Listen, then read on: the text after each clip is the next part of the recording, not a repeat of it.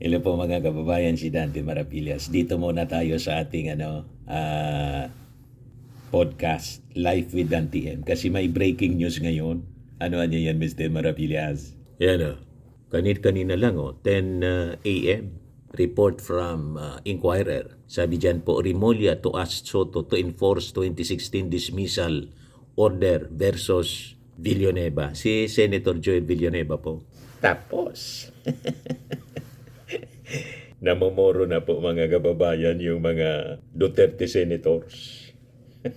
Si Bongo at saka si Bato, mga kababayan. Una si Bongo, kinasuhan ng plunder kasama si Digong sa ombudsman. Si Bato de la Rosa naman po, malamang sa malamang, i-deliver na rin po pa dahig. Ito yung sinasabi natin na time of reckoning na lagi din sinasabi ni Digong nung panahon. Na yung mga sinasabi niyang time of reckoning, ang problema, ang involved dito sa time of reckoning, sila mismo. Hindi ba po? Yan kasi mga kababayan. But anyway, bigay ko muna sa inyo yung kwento. So malamang sa malamang matanggal sa pagkasenador si Joel Villanueva. Kaya nung Sunday po, matindi yung preaching niya. Binibilog ni Joel Villanueva. Sabagay, bilog na din yung isipan ng kanya mga members para hindi siya pagdudahan. Tulad ng mga members ni Pacquiao. Di ba? Yung mga members ni Pacquiao, hanggang ngayon naniniwala pa rin kay Pacquiao. Ganon din itong GIL ni Villanueva na nabilog na yung isipan na si Joel Villanueva malinis, santo.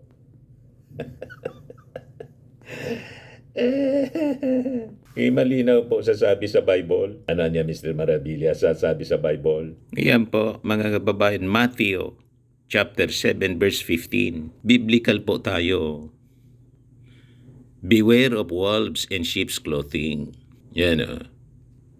Beware of the false prophets or teachers who come to you dressed in sheep, appearing gentle and innocent, but inwardly are ravenous wolves. Hindi magkakamali ang Bible, mga kababayan. Ang daming tao na nagtatago, nagdadamit mga kababayan na banal. Pero sabi sa kanta, banal na aso, santong kabayo. Banal na aso. Hindi ako may sabi niyan, yung kanta. At saka sa Word of God, ang sabi, beware of wolves in sheep's clothing. Ito siya, palaging nagme-mention ng mga bersikulo sa Bible. Yan ang warning mismo ng Bible. Yung mga banal na aso daw, santong kabayo, mag-ingat tayo.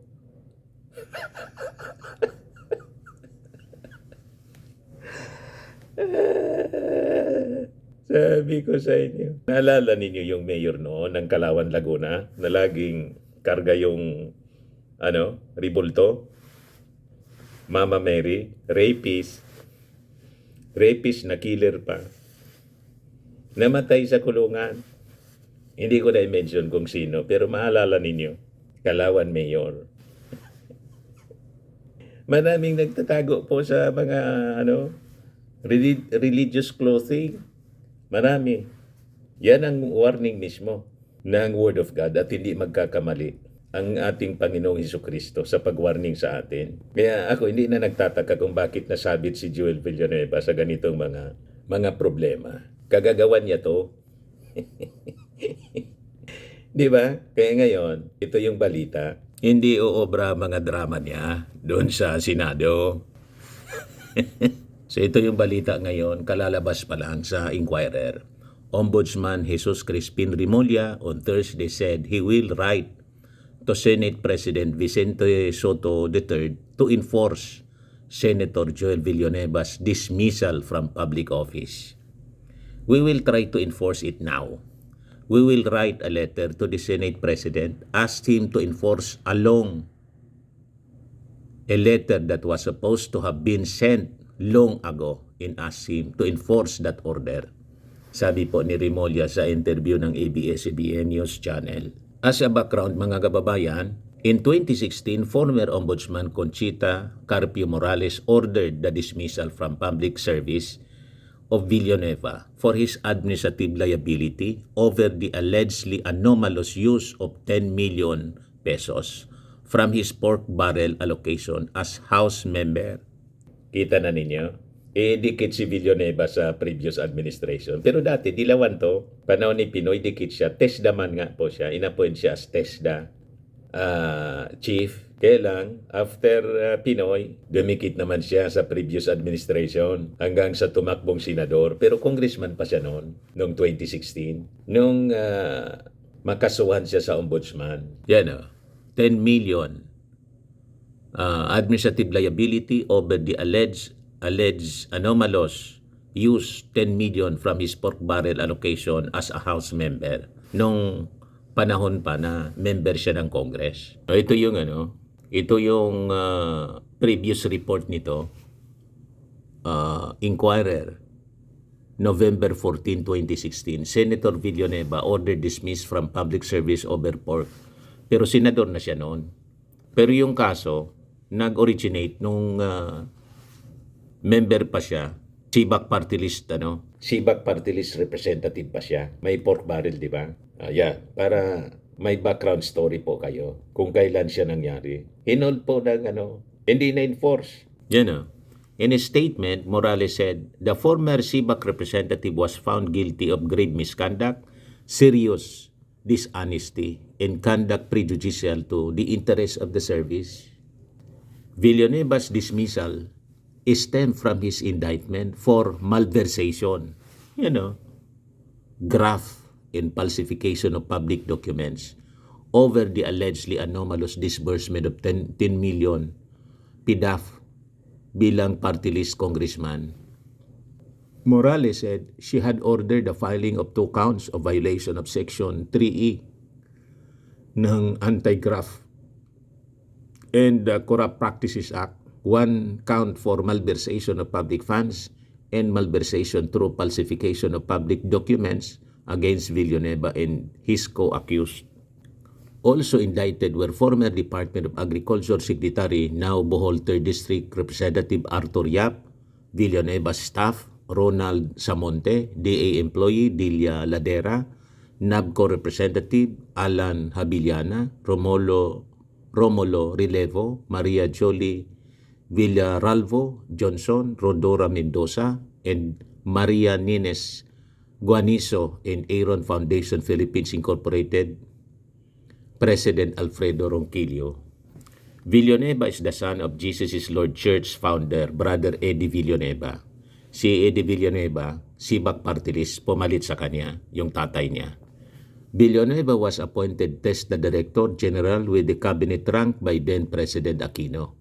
He served as Citizens Battle Against Corruption or Sibak representative from 2001 to 2010. He won as Senator 2016 polls.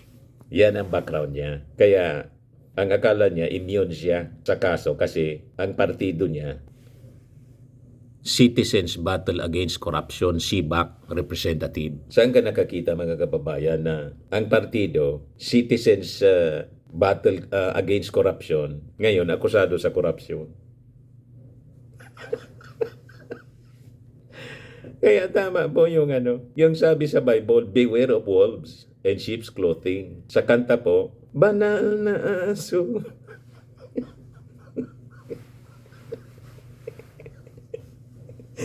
Di ba? Ang daming banal na aso, santong kabayo. O ngayon, enforce na po ng ombudsman. Siguradong magwawala itong si Joel Villanueva.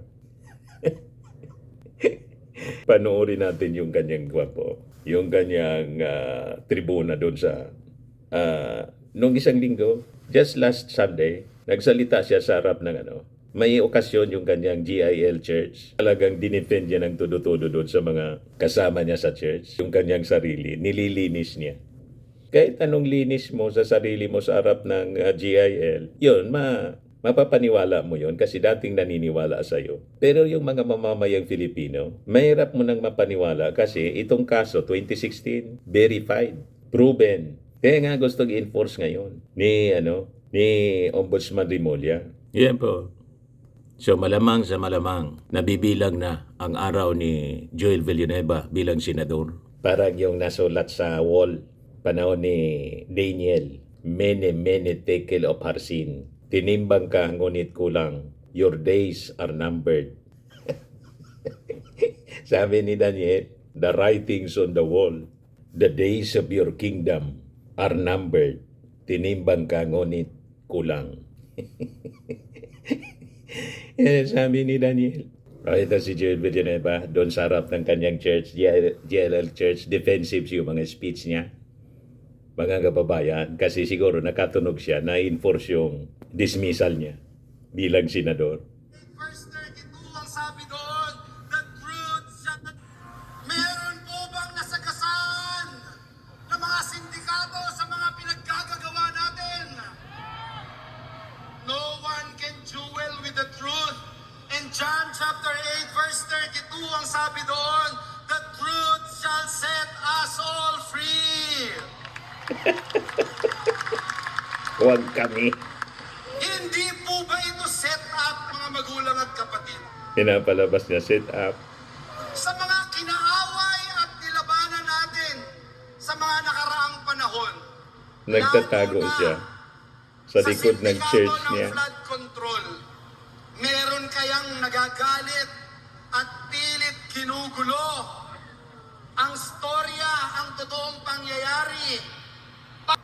Meron po bang umaaray na sindikato na gustong guluhin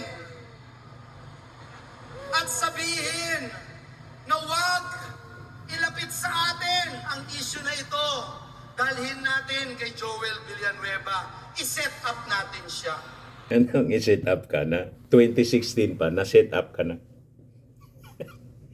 Kasi, nakaso ka na sa ombudsman in relation sa 10 million PDAP scam. Yan yung report, 2016, November 2016. Nag-originate pa sa 10 million pork barrel allocation bilang SIBAC Party List Representative. Meaning, mga kababayan, walang relasyon sa present administration, kundi noong pangpanahon, kailang hindi in-enforce. Kaya ngayon po, i-enforce na ng ombudsman kasi alangan man patulogin lang po yon. Pinatulog na panahon ng previous administration kasi kaalyado niya. Isa siya sa mga Duterte senators. Kaya hindi in-enforce ng previous ombudsman. Nakatunog siguro si Joel Villanueva kaya nag-privilege speech doon sa kanyang church. Sineset up daw siya. Ngayon, pakinggan natin yung interview kay Ombudsman Remulla po. O ito yung interview ni Karen Davila, mga kababayan. Pakinggan natin. But you have criticisms coming already, I mean, going against this administration, saying that in the end, hindi naman pala totoo yung walang sasantuhin, kahit kamag-anak, kahit kaalyado. You know, you have criticisms, fears, that in the end, this ombudsman at one point ordered the dismissal of Senator Joel Villanueva, which was never acted upon. He's now implicated in a similar controversy. First, what happens to the old order, and what happens now to new issues against him? Karen, that order was given by former Ombudsman Conchita Carpio Morales in 2015 when Fanny Belmonte was still Speaker of the House. And later on, the same order was given to the Senate President in 2016. And then nothing came out of it. Hindi And in-enforce I po. think that it is one of the things that the Supreme Court will have to decide eventually. What is the real power of the Ombudsman to dismiss people who fall under the House and under the Senate? Does the Senate have, or does the Senate leadership have an obligation to listen and enforce the orders of the Ombudsman? So ito na ngayon, mga kababayan. Remulla to ask Soto to enforce 2016 dismissal order versus Villanueva. Yung mga inupuan nila, pinatulog ng previous ombudsman, gigisingin ngayon ni Ombudsman Remulla. Di ba? O ngayon, sigurado, iaakusa nila ni Joel Villanueva at saka yung mga DDS influencers. Kasi kalyado nila na pinopolitika si Joel Villanueva. Walang politika doon. Gusto lang i-enforce ang dapat i-enforce. Ang may politika po noong 2016 kasi yung dapat in-enforce, hindi in-enforce. Tama po? Ituro naman ninyo yung ating Pangulong Bongbong kasi yung ating Pangulo ay siyang nag-appoint kay Ombudsman Rimulya. Presidente naman talaga ang nasa batas, ang nag-appoint ng Ombudsman. Bakit wala kayong question nang si Digong inappoint si Martires as Ombudsman at inupuan yung kaso ni Joel Villanueva dahil kalyado?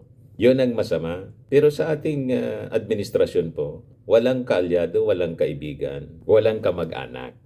Di ba? Yan ang policy. Ang gusto kasi ninyong mangyari, pag kaalyado ninyo, dapat exempted. Yun ang masama po. Pag kaalyado, exempted. Pagkalaban sa politika, yun ang dapat tugisin. Dito po sa administrasyon ng ating Pangulo, pantay-pantay lahat. Nakita ninyo sa investigasyon, pati si Martin Romualdez, iniimbestiga ng ICI. Di ba? Huwag kami mga propagandista ng mga Duterte. Siguradong yon ang linya ng kanilang mga propaganda. Pero before pa sila nang makapagsalita, basag na sila sa atin. Ayos po. So, yan po ang latest ngayon. Yun lang po yung ating short video ngayon dito sa ating podcast, Life with Auntie M. Kung hindi pa po kayo naka-subscribe dito sa ating bagong channel, click subscribe ninyo po. And pag-share na rin po ninyo sa inyong mga kakilala at kaibigan. Lagi nating tatandaan sa buhay, you become what you believe. Bye-bye po. God bless.